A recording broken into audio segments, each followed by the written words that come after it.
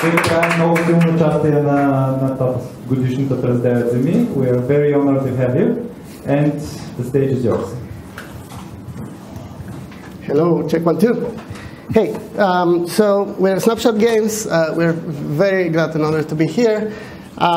Today we'll be talking about our brand new game, Chip and Close versus the Brainioids. A game that has to do with monsters in at least 2 different ways. We've got funny and cute literal monsters inside the game, but also in order for this game to see the light of day, we had to wrestle with some real-life business monsters. So this is our tale. We'll roughly go chronologically through basically the path we took to take this game to market, and we'll show you some very early concepts and our creative process throughout the project and the monsters we met. So, Julian, who are we? Well, we are Snapshot Games, as we said. So I'm the founder of Snapshot Games. We set up the company in 2014, made a couple of games, Chaos Reborn and Phoenix Point. Nick joined the company, and he has worked on Chip and Claws and Phoenix Point, and from nearly at the beginning, almost. And that is where we are. So, next slide. The corporate structure of our company and all the people above us. Right, so how is Snapshot Games organized? So, around about end of 2020, we were acquired by Embracer. Let's put Embracer into focus. There we go. But we were put under Saber Interactive. This was like a big division within Embracer, and within Saber Interactive, there were a whole bunch of studios, around 14 or 15 or so, and we were responsible to Saber Interactive. Next slide. So here we have actually a slide from one of our very original presentations for the game. Actually, this is a very historical document, by the way. All the slides we got here are actually slides from various different presentations that we presented publishers, but this was the very first idea of the game. It's an action strategy game, but you play as a hero, controlled in third person. You collect resources, which at the time were called mana, and you place structures, and they spawn buildings and so on. This is a very simple description of the game loop. This is a very early map that we had in terms of a prototype. You had your base, the enemy had his base, and you would fight over the resources in a sort of typical RTS fashion in order to destroy the enemy base. At this point, the prototype was only multiplayer, and one of the objectives we had was to learn something about the Unreal Engine, which I think by now we can say we safely have learned a lot about it. And again, if you watch Ned's talk, he'll tell you even more. But yeah, this was one of the first maps that we had in the game. But in terms of the characters, next slide. What was the story? What was it about? So we had 2 factions. One was the cyberclone pirates, so they were like a fantasy, slightly techno pirate faction. They had some very weird minions that they could summon. They had like cyborg implants instead of peg legs. But the next faction, next slide, were the death metal zombies, and the so the heroes of this faction were actually part of a death metal group, and they're planning to do their ultimate gig, like a mass gig, by turning everybody into zombies. This is their basic magic. So all of their minions are like zombie-based, and these you'll be fighting against. Just to say that even though we hadn't developed much of a story, part of the humor in the game was very much inspired by Terry Pratchett books. So we had a lot of satirical sort of references in the game. And here are some more of the, next slide, we have some more of the concept art that we developed. And finally, the next slide, this is the concept art by Oni, which is for the death metal zombie heroes. And if you allow me to chime in, this is when I got involved for the first time. Julian and another colleague of ours, Dean Cover, were working on this very early prototype that you saw the crude picture of. And you can see how Julian is conducting himself. He's very soft-spoken, so one day he comes to the meeting, he said, so we've got this new concept, you know, nothing special. It's about these robot pirates and amazing zombies, and they fight, and it's a multiplayer game. And we're like, yes, okay, excellent, let's go. And actually, the game was prototyped very early, and I'll do a little foreshadowing here. It was fun very early. We were able to play with just little boxes, but we were yelling at the screen. It was immediately obvious what makes the game work. It was just great to play. Then we continued our visual exploration of the world and the characters. Yeah, some concept art for the environments. Next slide. Right, so when we presented this to Saber Interactive, they were not too impressed. I have no idea why, what could be wrong. Anyway, they said we need to find something to make this game sell. So the first commandment that they spake unto us was, thou shalt find a unique visual style for the tuning. So we actually really liked this commandment because all of us play lots of games. We enjoy especially smaller, more experimental indie games. And when they told us make it interesting, we're like, say no more. Interesting is what you're going to get. So we immediately started exploring very unique, different things. So these are early concepts. Again, you can see these are roughly the same characters from the very first vision. But they have these very exaggerated proportions. They're very cartoony in nature. And the team, especially early on, took a lot of inspiration from claymation and postelinčovci, as we call them in Bulgaria. So we were really fond of these claymated movies that only Alman seems to be making these days. And we really wanted to explore how this world of pirates and zombies, which is already weird in this game, that the gameplay for the game was already weird, can we make it extra weird by making it essentially claymation? So this is an exploration by our technical director, Rosen Cvetanov, who figured out a way to make digital claymated models who look like real plasticine dollies, and they are amazing. And obviously, our artists had fun of them. They immediately started talking, can we cut them up? Do they have insides? How can we splat them? Of course we can splat them, they're plasticine. So we immediately started exploring this idea of this clay world, which is very over the top, very funny, very cartoony, and again, fun. We were always chasing the fun, and it was fun. So these are some of the buildings, a zombie building and a pirate building. These are just some landmarks in the world, some of the buildings that you could build inside the game. And then Saber was back again with another commandment. Yes, thou shalt find an IP. Shit. Yes. So yeah, we enter the oh shit phase of the presentation. Long and well, what we tried to do here first, the first thing we tried to do was try and keep the pirate zombie theme a bit, but then use an IP. The IP that we chose here was Lego Battle Builder is what we called it. Pirates versus monsters. Name not final. No. So what we did is we made these Lego versions of all of our minions and characters, which look actually strangely quite cute. Here you can see the hero and some of the minions. And if there are brickheads in the audience, this is specifically their kind of bubblehead line of Lego, which is a bit underused. Yeah. So the big guys, the chibi figures. It's a chibi style, yeah. And here's a little array of different types of minions, and so again, our artists were incredible in the sense that they not only found a very interesting aesthetic, purely visually and artistically, but also technically. They were able to use actual Lego pieces in a digital game and make it look extremely realistic.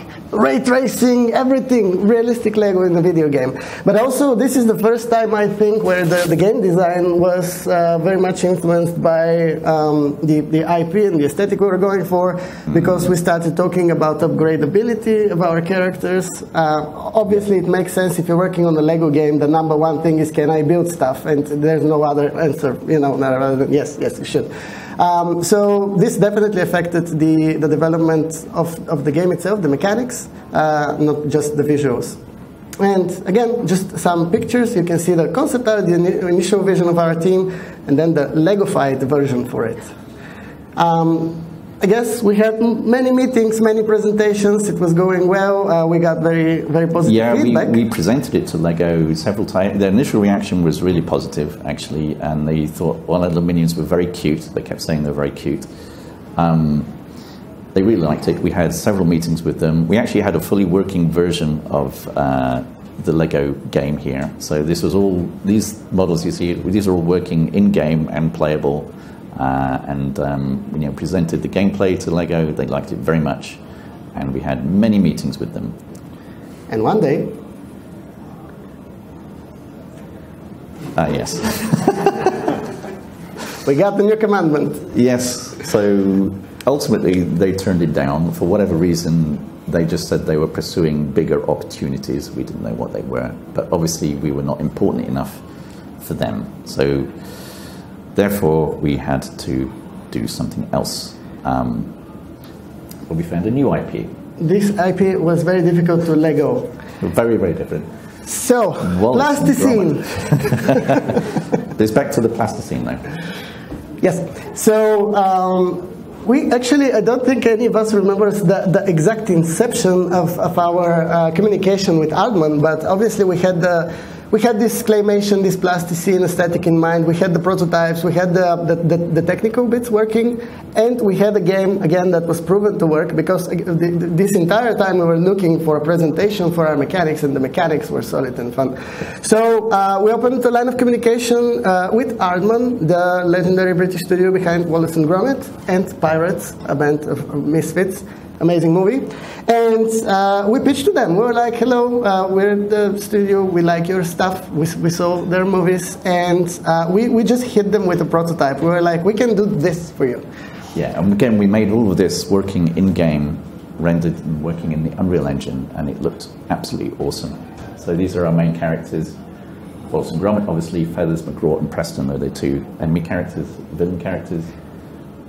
Next slide. Just, I guess, a very quick primer in case people are not familiar, but this is a line of movies, and they have to do with this guy, Wallace, who is a very wacky inventor, and his dog, who is very much smarter than him, and their adventures and hijinks. Yeah, and the idea was that the minions in the game are actually all based on Wallace's inventions, and they're usually not very functional in the film and TV series, but in our case, they do things properly. So again, most of these things we took directly from the TV series, including the trousers, the porridge gun, and so on. Very much iconic gear from their stories. And this is another major instance of the theme and the presentation of the game impacting greatly game design. So we actually made all these things work. So Gromit has a bike in the show, and we naturally needed to give him a bike, which means lots of things. We have a bike in the game now, so this changes our levels, this changes our gameplay. Can you ram dudes with the bike? These are questions that we had to answer quickly. And this being an inventor-fronted game, we needed to focus on inventions, tinkering. So again, we had already this concept of you can build stuff, you can upgrade stuff from the LEGO days, and now we presented it as this awesome.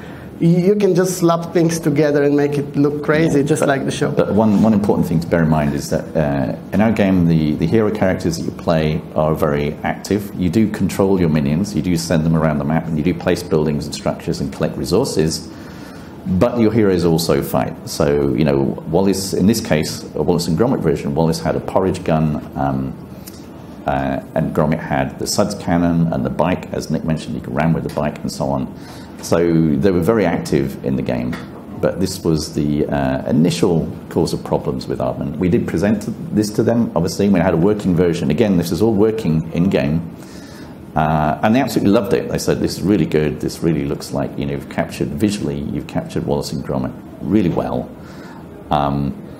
And we had a whole bunch of Wallace's inventions. Actually, you can show some on the next slide. Yeah, okay. Right. Yeah. So, you mean this one? So these are all derived directly from the TV series, and we adapted them. And cheese was the resource. You go around, you collect cheese, process it to build your structures, which then spawn minions and so on. So they liked all of that. But the problem was, one thing they said to us was, well, look, you can't make Wallace fight. and you can't do this, and you can't do that. And Nick Park, who's the owner of the IP, is very protective, and you have to work with him. And he's very difficult to get hold of because he's working on a new movie, and the whole process will be very slow. And they told us all this is like a warning sign to us that this was going to be very, very difficult to work with them. And you know, this comes up to our next commandment, really, which is, thou shalt not take the name of Wallace in vain. So they ultimately bluntly said to us, Wallace is not allowed to shoot his porridge gun, and he's not allowed to fight. He's not allowed to hit anybody. This was a bit of a problem with the way we made the game, and so, and given all the other things that they said to us about how Nick was so engaged in his next movie, which did actually come out around about Christmas time, and he's very protective of his IP. The approval process will be very slow, and it's going to be very slow, and we basically took the warning messages and said, well, maybe we need to look for something else. Yeah, well, we had open communication with the art director, whose name is Merlin, which is amazing. And he told us, you have a character in your pitch that I can tell you right now, Nick is not letting him go, like, not a chance. And they were very particular. And it was, there was definitely back and forth because they were so positive. They kept telling us, you got it right, it looks right, it feels like. But also, there's a bit of like a violence problem, even though everything that's in the game we took from their shows. Like if you see a guy shooting a gun, it's literally a gun from the show, and it shoots porridge. It doesn't kill anybody. We had a machine that shoots footballs at people, which is again straight from the movie, but apparently too violent. Footballs, dangerous. So we were back to our business overlords, and they're like, you know what? You should use an IP without using an IP. So, don't go to companies asking stuff. Just take something that's free, something that's out there. And we're like, I think the phrase "oh shit" was used before, but at least we had fun with it. Especially some of our team members took this task very, very seriously, and they started researching obscure things. And we had these like frantic sessions and brainstorming, and everybody got everything that they're nerdy about. Like one of our colleagues, he said, I'm really into weird fiction, the magazine that started, I guess, in the 30s and is still going on. So we sat down and we're like, weird fiction it is, and we had like an elaborate timeline, like Dr. Frankenstein meets Van Helsing, and together they resurrect Dracula, and Mars attacks, and every horror and pulp thing that ever was written, we can have this excellent world, and we called it like Act Wars. It's science versus the occult, and the reactions to this were cool. Next. And one day Julian comes to me and he says, come up with something, like hit me. And I was, at this point, I was like, okay, we really need to appease the business people. We need an IP that's not an IP, it's something that people would know and it would sell. And I was thinking, nostalgia, Stranger Things, business people know this. So I had this like crazy pitch. It was supposed to be like 30 minutes. Just let me throw this at you, and we'll make nothing of it. And I was like, I grew up on MySpace. I grew up with like heavy metal music. And this is nostalgic now because I am unfortunately old. So I am nostalgic for things that are not like conventionally explored in the nostalgic space. So I was like, emo.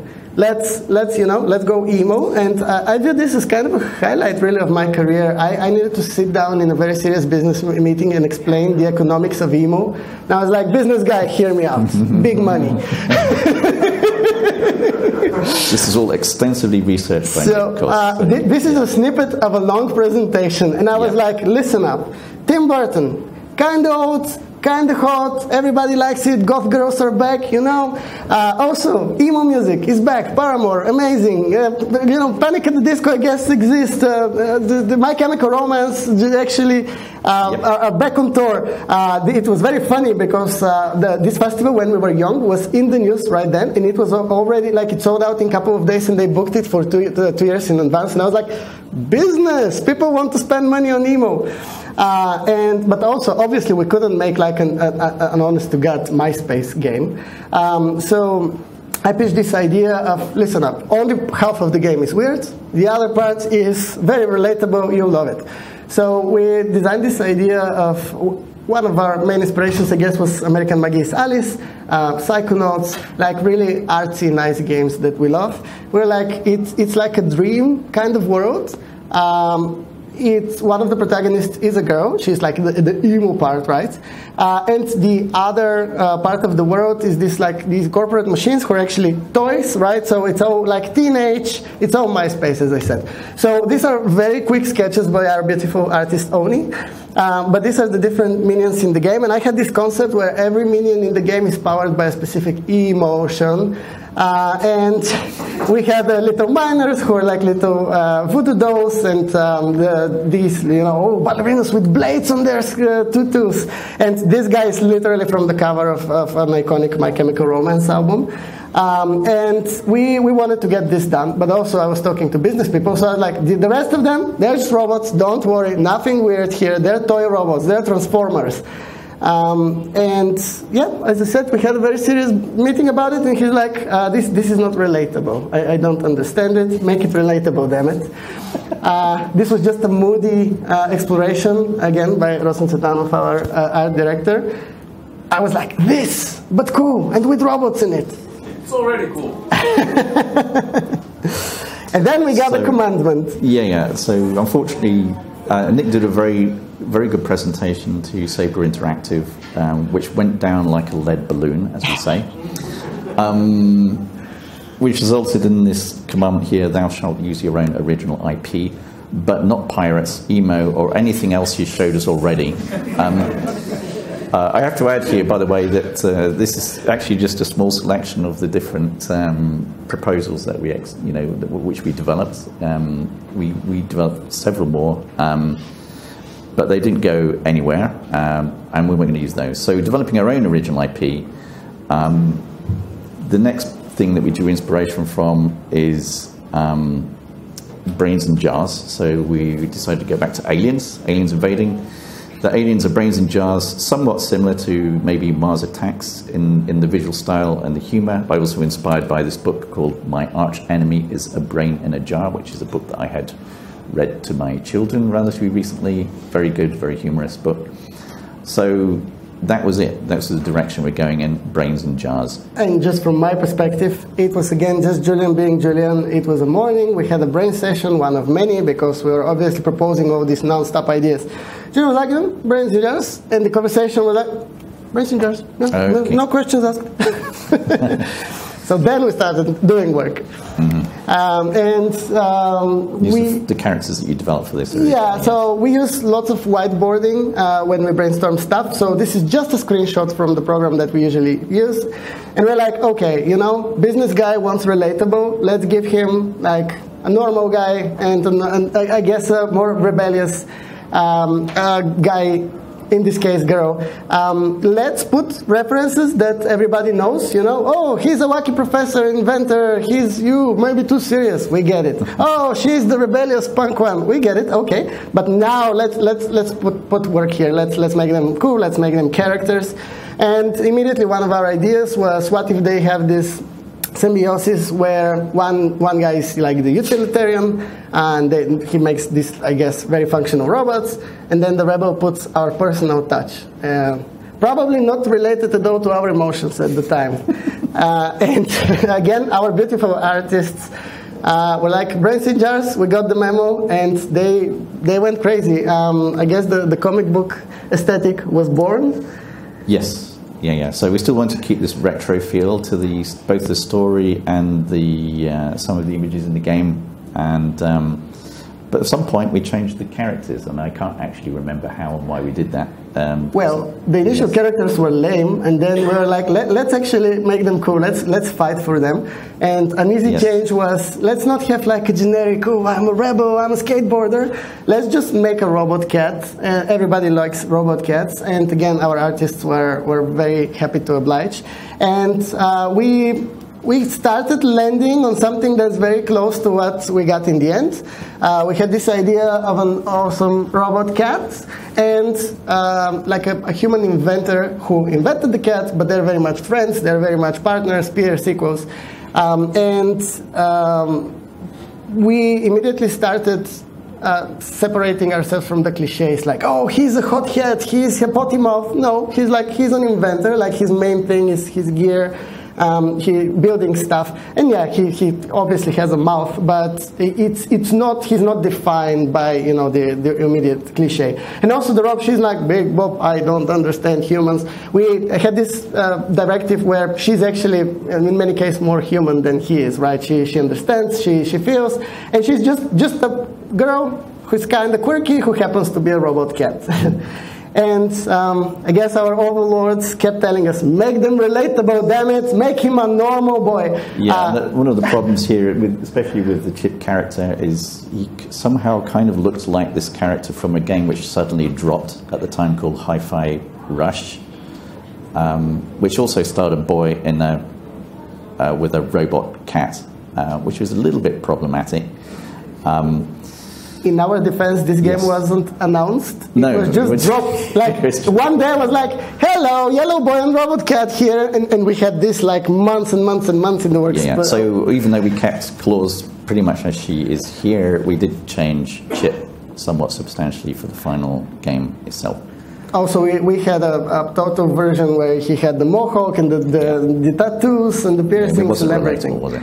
And then we got our most damning commandment. So, they liked what. Finally, we found something that Saber Interactive approved of, but they then said, "Thou shalt find another publisher," because at this point, just to give it a bit of background to the business, Embracer were going through a few little problems at the time. Saber Interactive was separating from Embracer. They were sold off, part of a management buyout.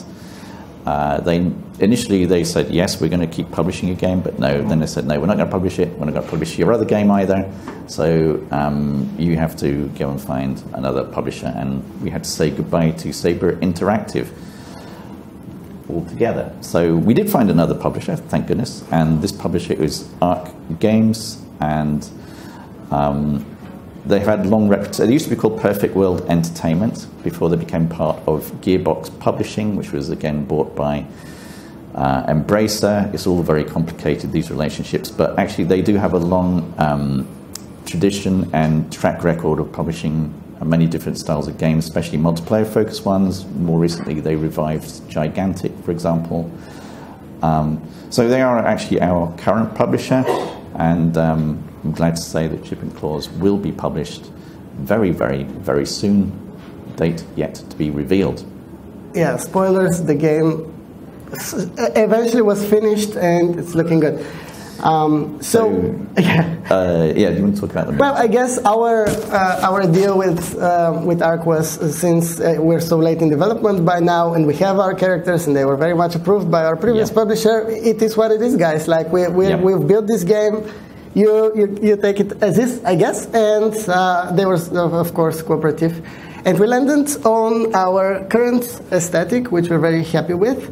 Now that you have all this context and all the concept that you saw, you can see that, we have these robots. I guess they're a bit cartoony, a bit quirky, a bit plasticine, though they're very much metal in the game. Yes, they are. And for the aliens, I mean, one interesting thing about them is that when you fight them, sometimes their brains will pop out of their little robot suits, and you can go and stamp on them with your character, which is very cool, and actually gives you some resources and some healing and so on. So that became a part of the gameplay as well. The humor is still very much there, and especially in the bosses, which were developed by Nick and his boss team. This is the first one. I'm going to talk about general blobbies. Right, yeah. So once we, again, we're going a little bit out of the chronological order here, but once we had our brainioids, which, as I said, it was one morning, it was like, yeah, their brains, that's the game now. So we started developing this, I guess, this society, this little sci-fi world. So we immediately knew a few things, like they are brains in jars, period, always. So always jars, they need their little liquids to survive on Earth.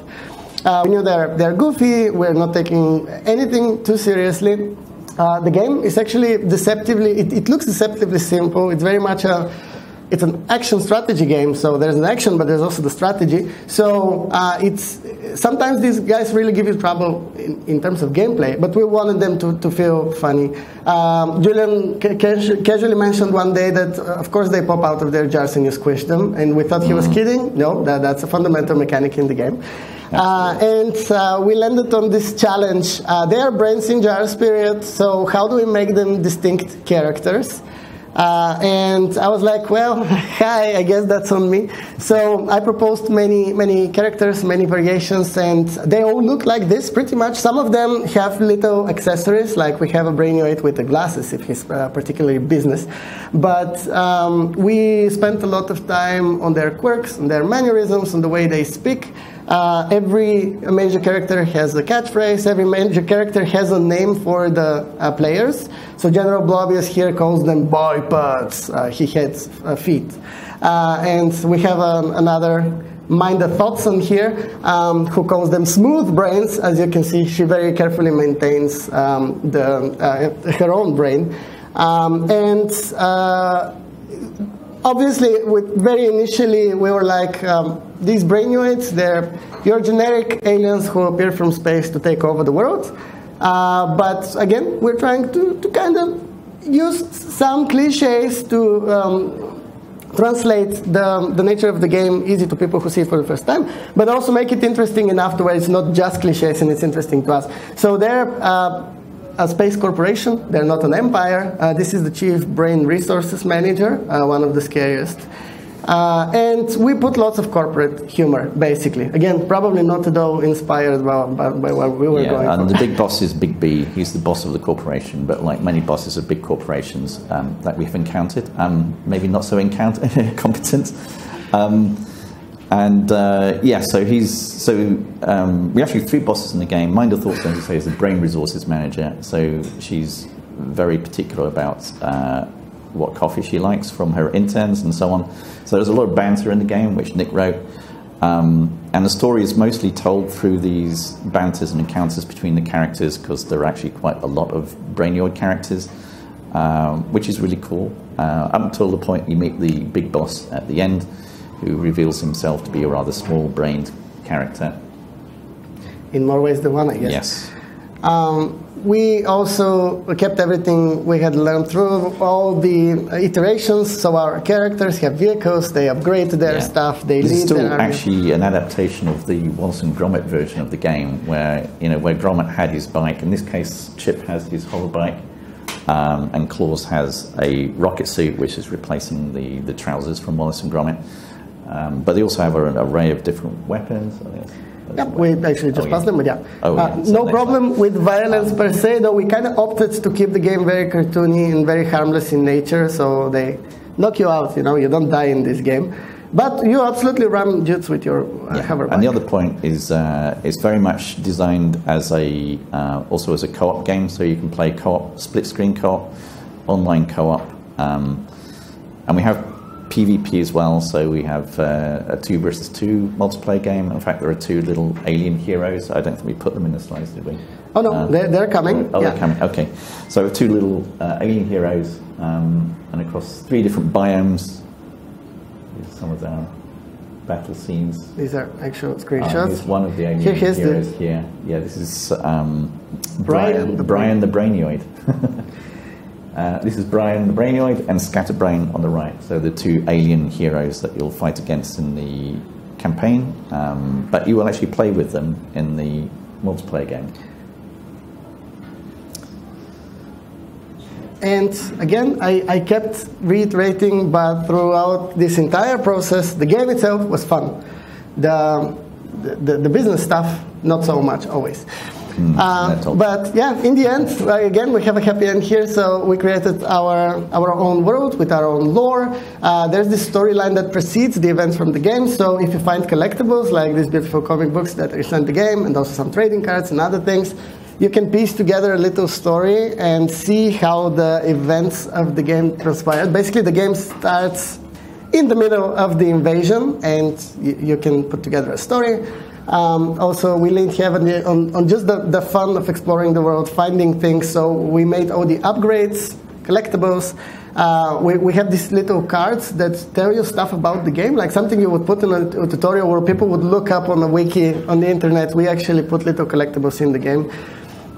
And this is the command view. Yeah, at the same time, it is a proper strategy game. You build, you manage your resources. It's very important how you sequence things. It's very important how you control your armies. Very roughly, the way the game works is you collect resources. They are contested, so you fight over them. Then you build your base. Your base starts spawning minions, much like in like a StarCraft-style game. And then these minions can go on their own and fight, or you can tell them where to go and be strategic about it. But throughout all this time, you play as a character. So it's not like you're this god character that can see the entire battlefield. This is actually a specific command view that you can access. Yeah, but this pops out from where your position is, and you can see from a relatively high point. And you use these rally beacons, as we call them, to direct your different troop types. It's a fairly simple system, but it needs to be fairly easy to manage because the game is actually quite hectic, and there's a lot going on. And we actually cut stuff out of the game to simplify it, by the way. To make it more manageable for the players, but ultimately the formula we have works pretty well. And not to mention it's available on consoles, so we were restricted to a traditional controller as well. Split screen, finally. Yeah. And this again works all on PC. For consoles, it's great. And finally, we put together an announcement trailer, so you can kind of see the finished product in motion. Let's play it. I hope it sounds okay.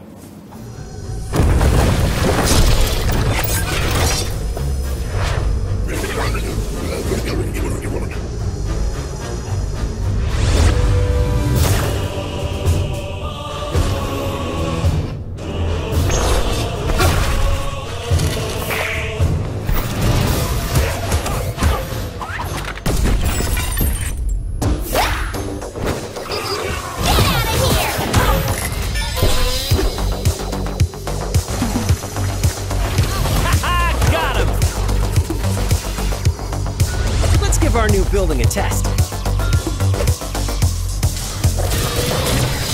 Take that, Earthling! This thing is awesome! My saucer section is off limits! The Brainoids are bashing our HQ! Take that, you insolent bipeds!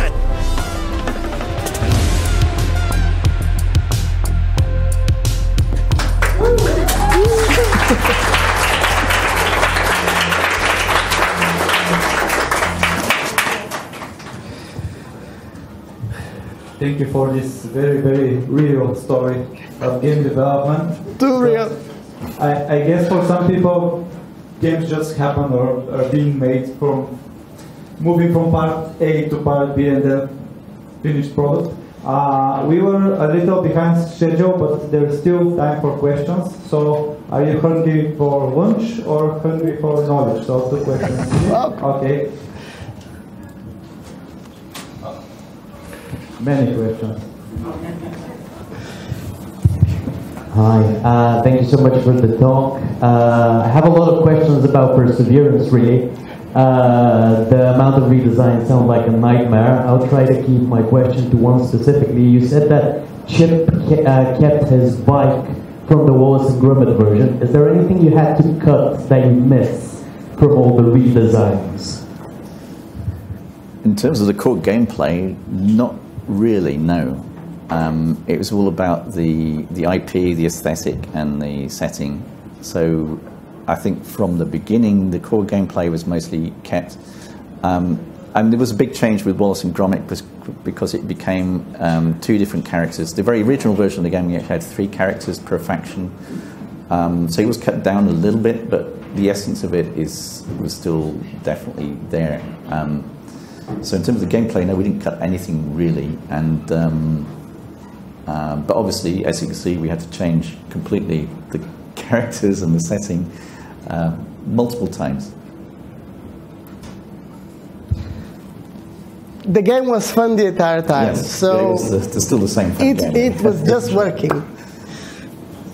So, after facing all these corporate monsters, are you ultimately happier that you have your own IP, or do you think you would have been happier to work with one of the existing IPs, or is just a business reality and this is how it ended up?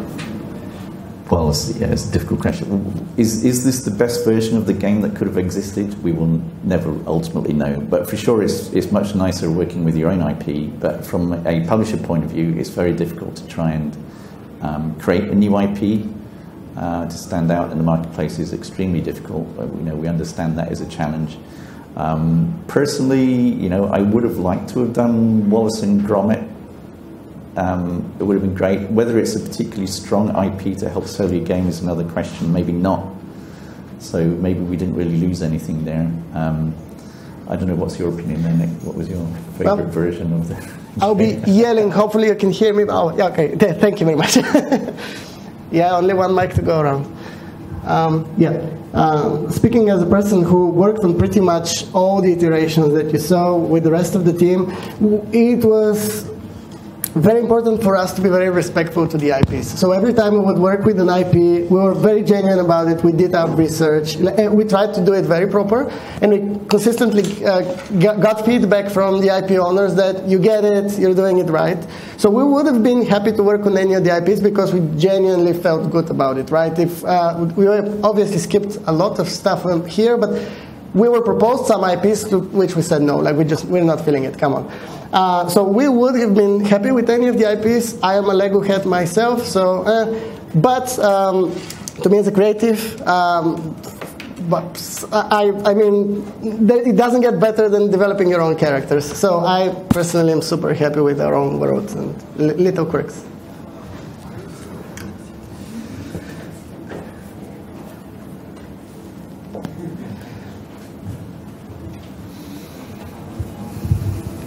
Hey, Julian. Yes. Hi, Betsy. Should be, yeah. Thank you guys for showing us those 5 games you developed.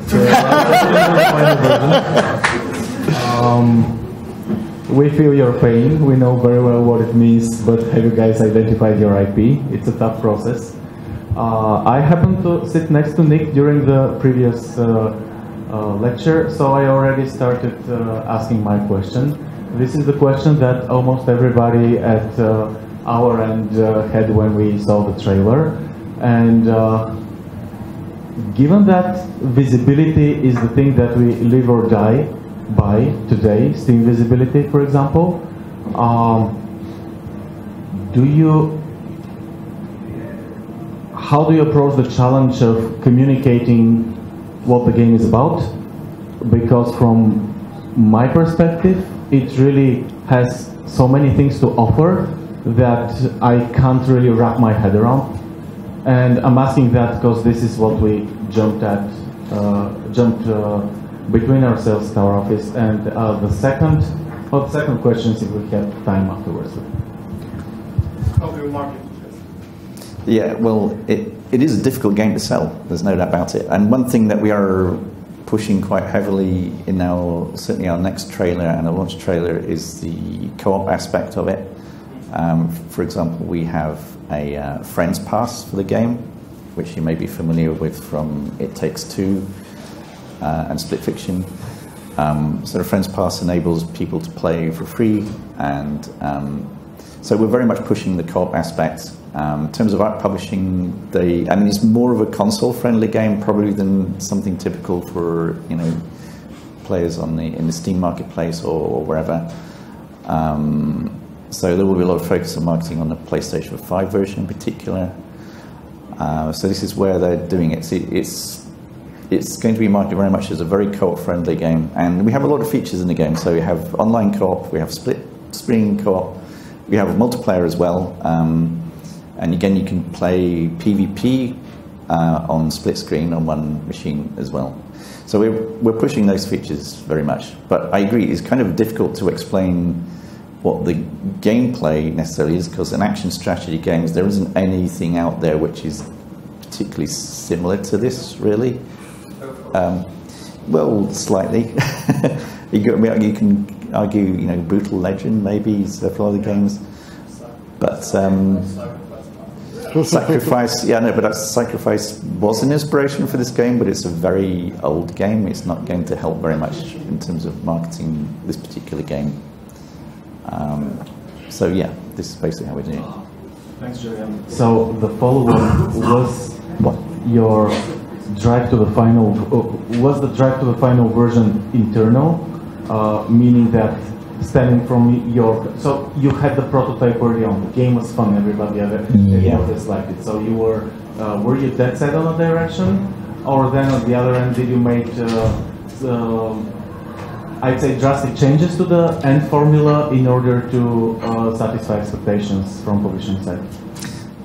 No, we didn't make drastic changes to the gameplay at all. I mean, the point was, I guess we're a victim of the circumstances, because at the point Saber were publishing the game, they said, well, we just want to publish this because we spent this amount of money on it, so just finish it, please.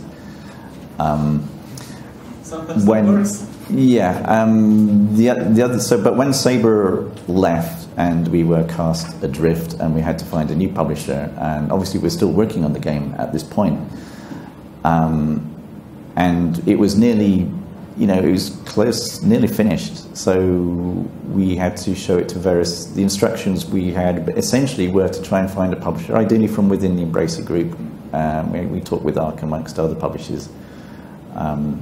And I managed to persuade them to publish it. It took a little bit of persuasion on my part.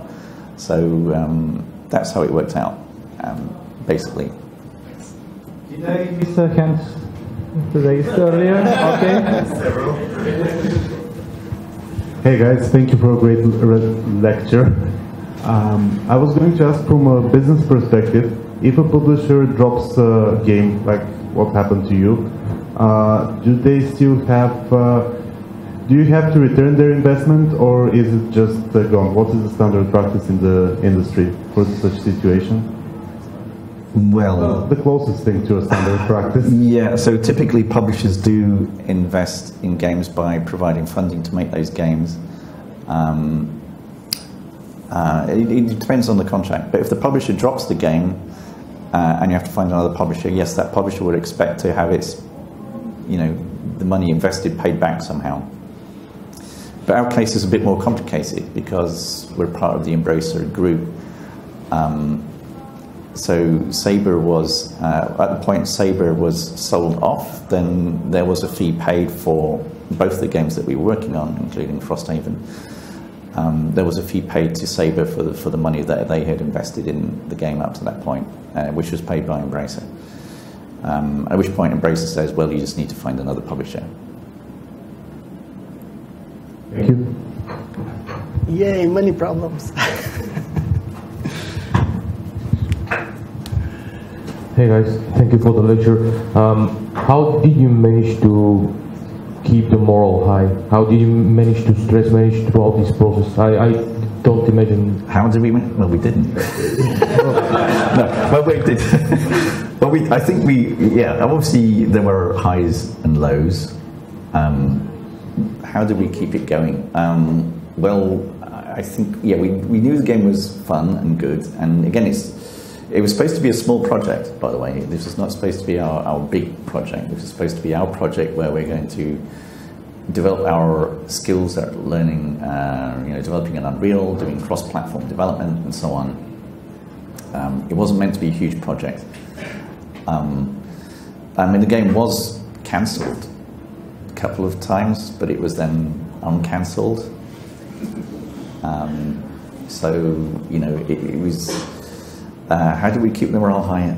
I honestly don't know. I mean, maybe Nick's got a clue. if I may. You can go answer this one. I was... Hello, Jack, yes. Personally, I was very surprised by the consistently high morale. So, as Julian said, there were highs and lows, but there weren't that many lows. Like, obviously, when we got cancelled, this was a bad day. We were arranging a funeral. But it was cancelled within the space of a week, though. So. It was like 3 days. They cancelled it. Yeah, let's say 2 days. So 2 days. They cancelled it on Wednesday. We had a meeting on Thursday to lament the game and arrange the funeral. And on Friday, they're like, everybody back on their stations. So I don't know. It might sound like a cliche. Well, we love it. We thought it was worth it. But, I mean, it was.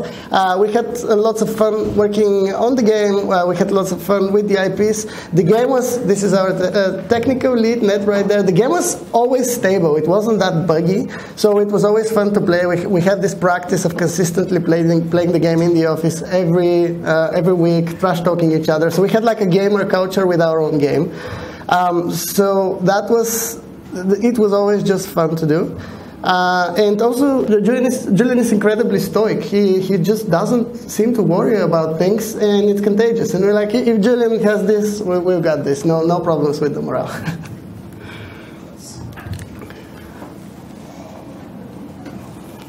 Last question. Okay. I love the presentation. First of all, I have to say this is like the most divinely incoherent set of commandments that I've seen. These are probably the tablets that Moses dropped on his way back from the mount. By the way, I have a theory how they kept the morale high. It's a distilled resentment towards the people that gave out the commandments in the lunch breaks. Actually, it's a very technical question, and because Nick is also a narrative designer, I want to ask him. So, alongside all these prototypes, were there settings and narratives specifically fleshed out for each one, and at what level of detail before it was dropped and buried? And also, the kind of game that this seems to be doesn't lean into the direction of procedural narrative. And that kind of thing. So how is the narrative delivered? Bart's found documents, that kind of thing. Because obviously there's an overarching campaign that follows, a plot of sorts. So yeah, the two-part question. Yeah, that's it. So just a reminder, the restaurant is right there. Me and Emo can speak for the next hour and a half. but the short of it is the game always had story developments alongside art developments, of course. However, the most structured story we had, like a proper campaign, a 3-act story and everything, was with the pirates at the start, which also bled into the Lego prototype. As soon as we hit Wallace and Gromit, which was, I guess, the first really major change, we knew this is now a Wallace and Gromit property in every single way. So this immediately affected our storytelling, our dialogue, and Wallace and Gromit themselves are not really traditional movies. Except for the Rabbit one, I guess, which is a Hollywood movie, the only one. But at this point, we were, as you probably suggested, we were exploring more, you call it procedural, I would call it systematic approach to dialogue and narrative. Yeah, so we were looking for ways for the world and the characters to interact without worrying about a very major movie script. And also, this is, I guess, a personal quirk, but I am very much a video games guy and not really a movie guy. I haven't seen a movie in my life, which is, nobody knows how this works. But I really always think in narrative in terms of interactive narrative. Like, I'm an RPG guy.